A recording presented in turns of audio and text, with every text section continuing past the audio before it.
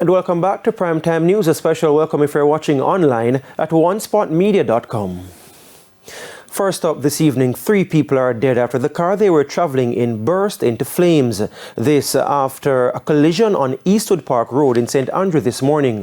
One of the victims has been identified as Delano Daly, a player with the Tivoli Gardens Football Club. The other 2 are said to be his sister and a cousin.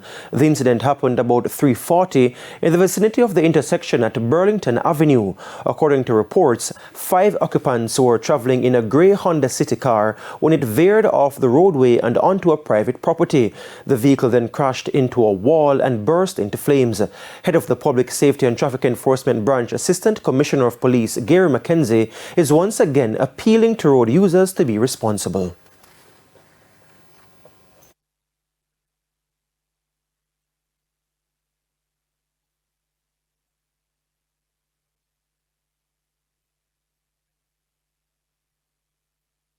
We continue to have these kind of crashes, and at that time of the morning, 3:40 a.m., limited traffic along the roadway, no hazard that was seen that could have been said to have caused the crash. And so we continue to make the appeal for drivers, road users, to be responsible in how they use the roadway.